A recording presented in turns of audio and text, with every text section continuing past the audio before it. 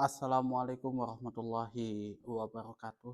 Innal hamdalillahi nahmaduhu wa nasta'inuhu wa nastaghfiruh wa na'udzubillahi min syururi anfusina wa min sayyiati a'malina. May yahdihillahu fala mudilla lahu wa may yudlilhu fala hadiyalah. Asyhadu an la ilaha illallah wahdahu la syarikalah wa asyhadu anna Muhammadan abduhu wa rasuluh. Allahumma sholli ala sayyidina Muhammad wa ala ali sayyidina Muhammad kama shallaita ala sayyidina Ibrahim wa ala ali sayyidina Ibrahim wa barik ala sayyidina Muhammad wa ala ali sayyidina Muhammad kama barakta ala sayyidina Ibrahim wa ala ali sayyidina Ibrahim fil alamin innaka Hamidum Majid. Rabbi shrah li sadri wa yassir li amri wahlul 'uqdatam min lisani yafqahu qawli amma ba'du. Hadirin hadirat jamaah kaum muslimin wal muslimat yang dirahmati oleh Allah Subhanahu wa taala. Kali ini kita akan membahas hadis 457 yang mana hadis ini membahas tentang tanda-tanda seorang laki-laki tersebut uh, orang alim ataukah tidak. Nah, di sini kita akan bahas di hadis 457 bagaimana tanda-tanda orang tersebut bisa dikatakan alim ataukah tidak. Wa an Ammar bin Yasirin radhiyallahu anhuma qala sami'tu Rasulullah sami'tu Rasulullah sallallahu alaihi wasallam yaqulu inna tula sholati rajuli wa qisaru wa qisara khutbatihi ma innatu min fiqhihi rawahu Muslim.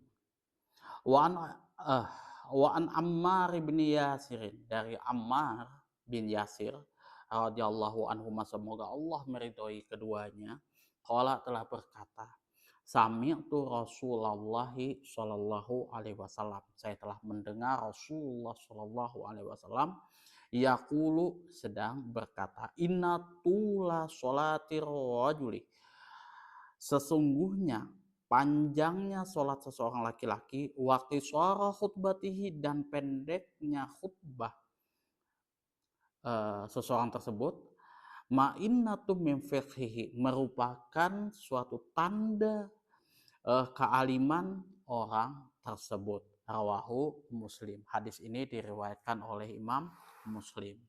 Jadi seperti apa sih panjangnya sholat dan ringkasnya atau pendeknya khutbah.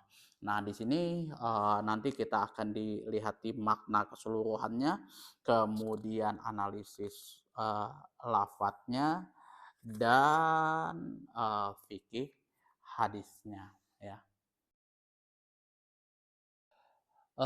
Di sini makna keseluruhannya adalah Nabi Shallallahu Alaihi Wasallam menjelaskan bahwa hal yang menunjukkan kealiman seseorang laki-laki yang mengerjakan sholat itu ada dua pertanda, yaitu sholat yang dilakukannya cukup lama tetapi tidak sampai melebihi batas waktu yang dilarang, dan juga tidak membuat mudarat bagi makmum yang berada di belakangnya.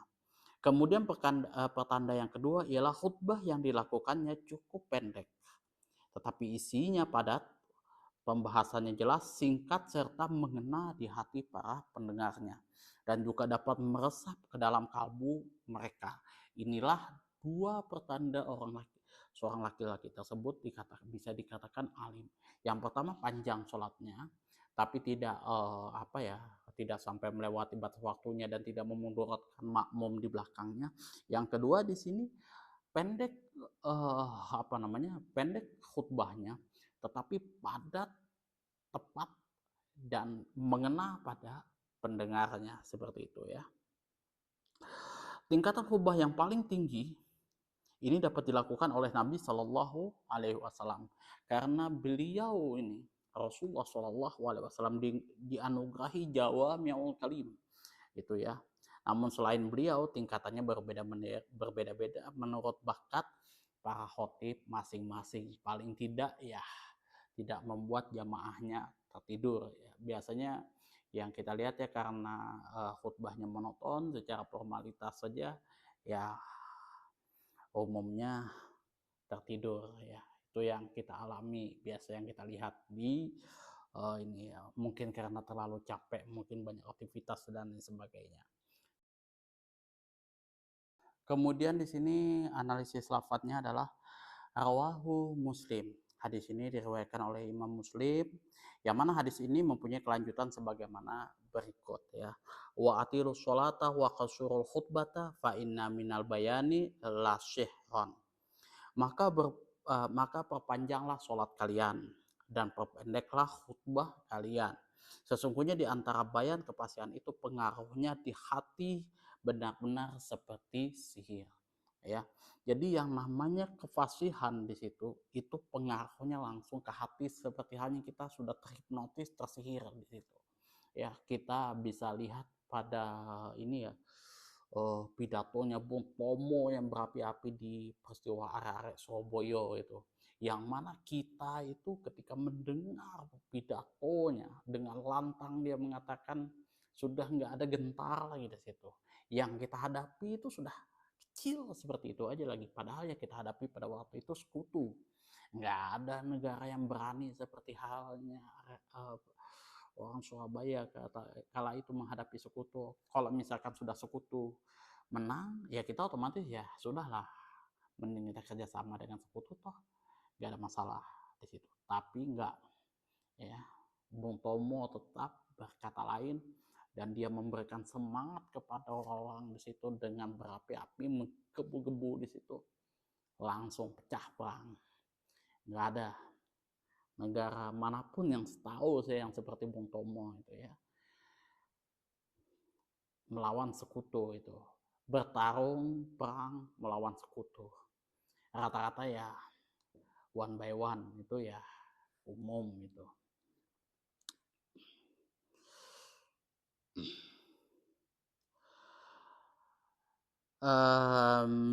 Mi'atun min fikhihi. Di sini merupakan suatu pertanda yang menunjukkan kealiman seseorang. Orang yang alim, ahli fikih, sebelum mengeluarkan kata-katanya, ia berpikir terlebih dahulu untuk mempertimbangkan pembicaraannya. Pembicaraan umum yang biasa digunakan oleh orang banyak, agar nanti bahasanya singkat, mudah dipahami oleh mereka yang mendengarnya. Akhirnya mencapai sasaran, yaitu mereka mau menerima nasihat-nasihatnya. Ya, ini biasa saya anukan ya, kalau misalkan yang saya amalkan ketika membuat suatu konten. Misalkan konten ini manfaatnya apa, faedahnya apa, itu. Ketika teman-teman menonton video ini, bukan berarti teman-teman menghabiskan kuota, menghabiskan waktu teman-teman yang untuk tidak ada faedahnya kayak gitu kan, cuma hanya mengumbar aurat, terus hanya kontroversi dan lain sebagainya. Enggak seperti itu. Saya pikirkan matang-matang di situ. Apa yang mau saya sampaikan di situ, dampaknya seperti apa, kemudian nantinya seperti apa, itu saya pikirkan sudah jauh sudah ya kayak gitu. Jadi kalau misalkan border yang saya siapkan itu betul-betul berlapis-lapis itu supaya tidak terjadi apa ya apa ya tidak ada misunderstanding di situ ya, meskipun orang mau potong-potong video ini mau disebar kayak gimana aja, kalau misalkan orang menemukan video saya yang aslinya, ya orang pasti paham kayak gitu, oh ini seperti ini kayak gitu. Tapi ya mohon maaf, dengan border, dengan dengan tameng sebegitu banyak itu ya, otomatis biasanya ya kan view-nya sudah bisa kita katakan turun lah kayak gitu ya. Apalagi kalau misalkan konten yang betul-betul edukatif lah seperti itu ya, itu sudah resiko ya. Kita nggak bisa lagi berharap bahwa video ini akan viral terus adsense-nya ya akan sesuai apa yang diharapkan. Nggak bisa, kita nggak bisa berharap seperti itu. Intinya ya kita terus ya memberikan apa yang bisa kita berikan, seperti itu aja. Kalau misalkan kita berharap ya ke yang lain-lain itu ya wallahu a'lam bishawab.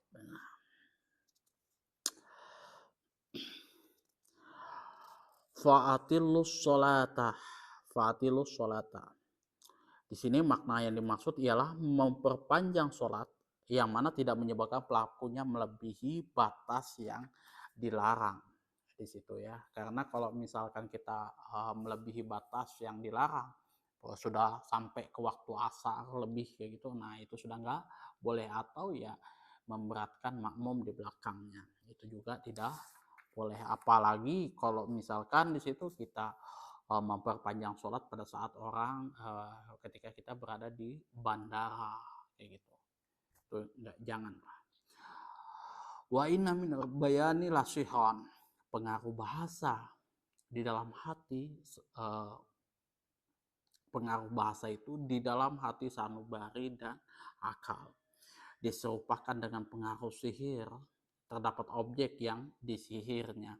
Persamaan ini terletak pada kemudahan, keterkaitan makna, penyajian arti yang luas, serta disusun dengan bentuk majas yang berisikan targhib dan tarhib, serta yang lainnya.